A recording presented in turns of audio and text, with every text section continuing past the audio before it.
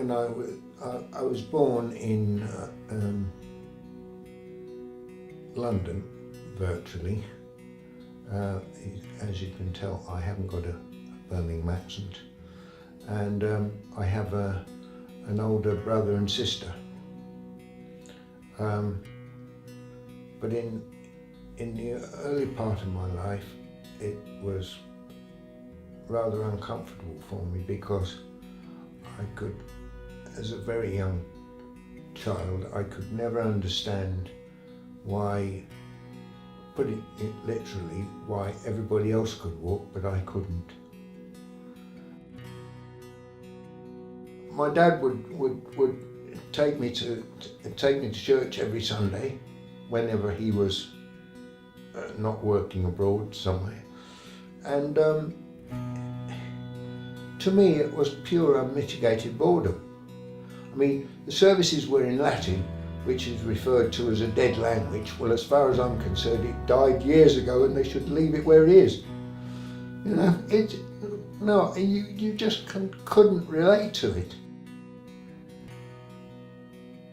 There's no mention of things like God's love or your relation to suffering and why God made you the way he did, and the fact that you can't walk and you can't do this and you can't do that.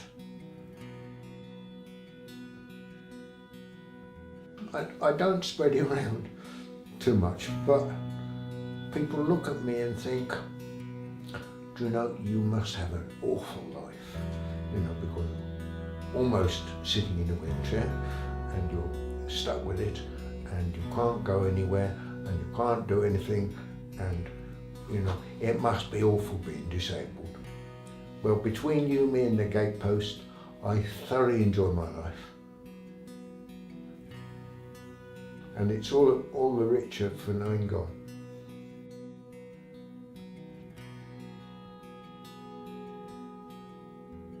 The biggest impact on me, I think, was a sudden realization that I could entirely break away from the Sunday school concept of God and religion and angels and that sort of thing, because previously I'd had this sort of idea that God was in heaven, wherever that was, and I'm down here, and there's absolutely nothing between.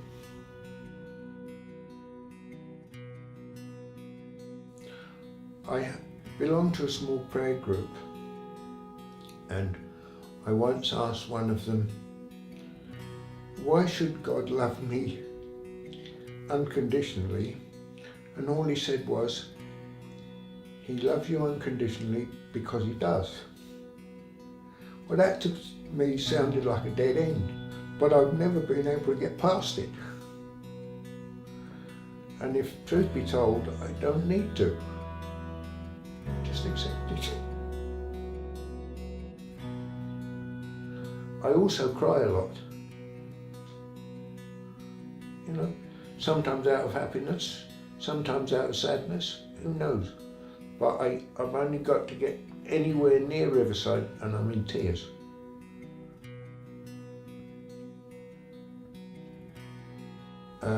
In 2014, I was, as well as my other peculiarities, I was diagnosed with a form of cancer. It's not the sort that'll immediately send me to heaven or anywhere else. It's what they call low-grade lymphoma, which in English means that the cancer is in my blood. It's in my bloodstream. So the only way they could get rid of it for me is to empty my blood supply out and refill me with a new lot, which unfortunately can't be done.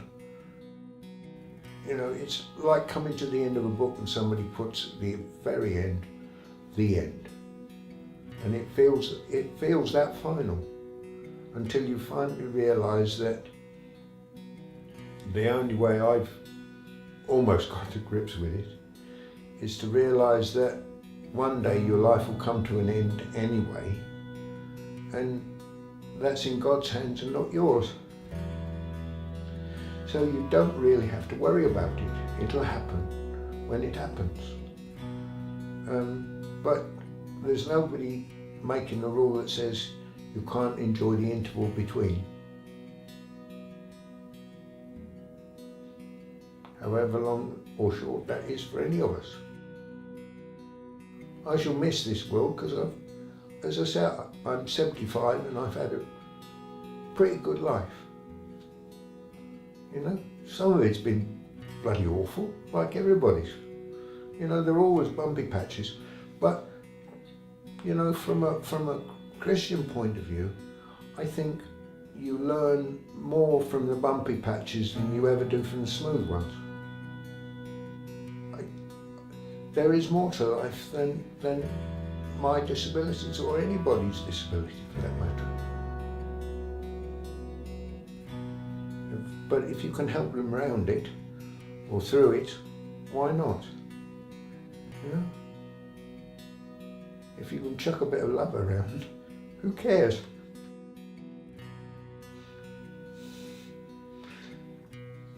All right.